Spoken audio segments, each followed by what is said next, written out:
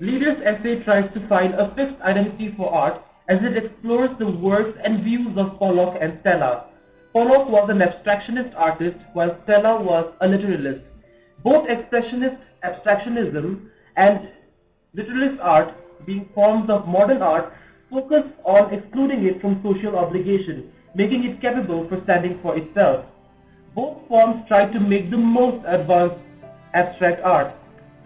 The essay does not arrive at a definite conclusion, yet ends by establishing these modern art as our art, the art of our time. Before I begin, let's quickly familiarize ourselves with some key concepts and facts. Now, abstract expressionism was an American post-World War II art movement. It was the first specifically American movement to achieve worldwide influence and put New York City at the center of the Western art world, a role formerly filled by Paris. Although the term abstract expressionism was first applied to American art in 1946 by the art critic Robert Coates, it had been first used in Germany in 1919 in the magazine Der Film regarding German expressionism. In the USA, Alfred Barr was the first to use this term in 1929 in relation to works by Vasily Kandinsky. Literalism art describes the various forms of art and design, especially visual art and music, where the work is stripped down to the most fundamental features. As a specific movement in the art, it is defined with developments in the post-World War II Western art, most strongly with the American visual arts in the late 1960s and the early 1970s. Prominent artists associated with this movement include Donald Judd, John McLaughlin, Agnes Martin, Dan Flavin, Robert Morris, Anne Truitt, and Frank Stella. It is rooted in the reductive aspect of modernism and is interpreted as a reaction against abstract expressionism and a bridge to postmodern art practices. The essay begins by giving due credit to the works of Pollock, which still form the benchmark for all abstractionist and literalist work. A reading of Pollock's work has significant influence in the way one understands Stella's work. Abstractionist view of Pollock is clearly expressed by Michael Fried through part of literature. He says his treatise is on how art broke painting's dependence on a sculptural space. He introduced line as a free entity in art and carried abstract art further from the depiction of things, creation of a new kind of space. The art focused more on the color and appearance. These views have inspired artists like Maurice Lewis, Kenneth Noland, Jules Olitsky, etc. Literalist views of Pollock evolved gradually via arguments and conversation than in print criticism.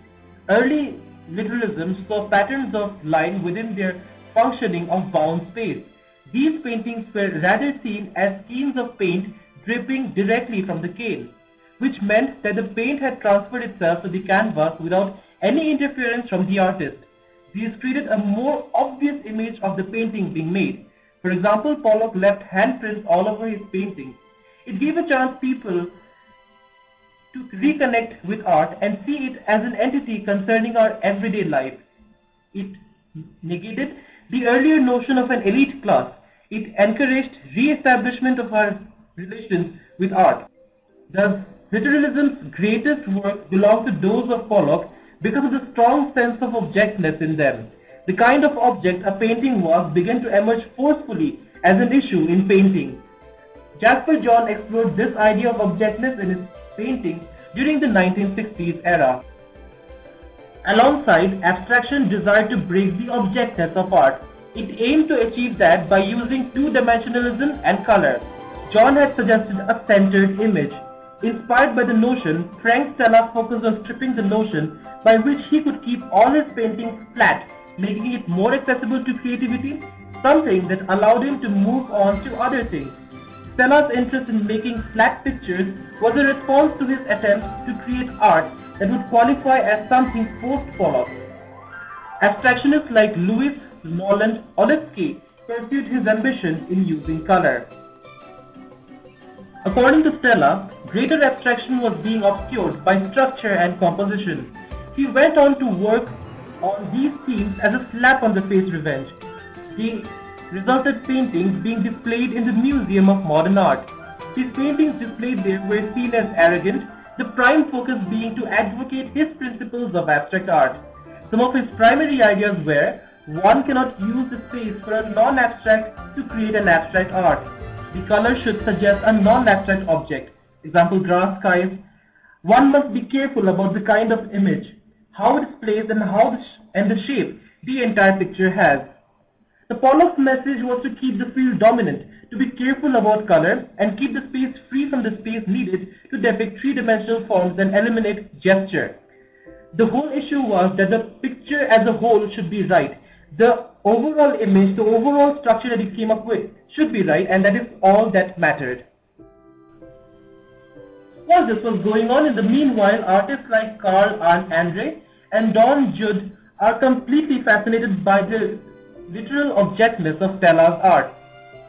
Andre postulated that if the best painting was moving towards three dimensions, then the best hope for a true Pollock abstraction would lie in three-dimensional art. Jude agreed with the same. If one has to move in the three-dimensional because that is the best form abstract art can take, then there is no sense in making art in three dimensions or that tries to approximate the sensations or appearances of two dimensions. More three-dimensionality would ensure a more powerful art. Pointing out three-dimensional presence in Stella's work, Jude points out to the reliance in order of the stripes. It corresponds to the way materials are used in the real world. For example, a brick wall. Since abstract art should try not to depict anything that is similar or faintly suggest the real world, Stella's works here face a question. Were his works really abstract? Did he simply represent a form of existence on Earth? The differences between Jude and Andre emerged, the prime source of conflict being Jude's indifference to sculpture. It eventually led to the movement called minimalism or the ABC art.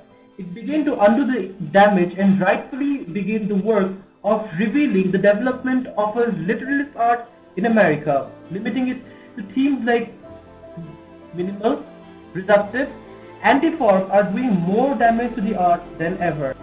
Abstractionists functioned as though there was no literalism, hardly considered literalism except for works of Stella, Noland, and Oletsky. Stella was engaged in literalism and in contradicting convictions of John about where quality in contemporary art lay. Now the literalists misunderstood Stella for being so inextricably mixed up with artists like Jude and Andre. It was clear that within literalism, several tendencies and ideas had occurred. Was the goal of art in making the high abstraction? There was no one answer. The move into three-dimensional interest in materials led to new orders and ideas far complex than expected. Literalism was accepting ideas that would have been unthinkable 7 to 8 years back. Undertakings of this artist were sought in traditions older than modernism, and it resembled the emerging abstract expressionists. Now it was an era of newness for both abstraction and literalism, and this idea of what to do as artists, this whole newness had brought in a lot of new ideas. Hence, what was the fixed idea for one of them to follow this this rule, this benchmark that yes, this is abstraction painting, this is not. So that was absent because everything was so new. Hence, it was an era of uncertainty for both the schools of modernism. Now, it also bound them to the tradition of modern art. Now, after 1969, there were some changes observed. Now, Stella, he loosened the overall design structure. The fixed structure that he had, which was used as a qualifying benchmark for abstractionist art, was loosened. Okay, he made the whole notion of art more free, leaving it open to more experiments, more experimental newness that could be brought in. And another thing which he did was that he turned the authority of painting over to color. So now color had more say in painting than ever before. And then as the essay ends, it tends to establish this art, that is both abstractionism and literalism, as the art of our time. It is our art and the art of. While this essay is a very organized and logical saga of modern art, I felt the writer has focused chiefly only on Pollock and Stella. Modern art, as we know it, broke the concept of an elite art. Hence, to gain a proper understanding of the movement that was modernism, a movement that gave rise to other movements like abstractionism and literalism, one needs to keep in mind these evolving painters and artists who carried out the legacy of modernism's popularity. Modernism flourished around the world, and with the collective view of other artists who perished in the same genre, with a consensus on literalism and abstractionism can be formed.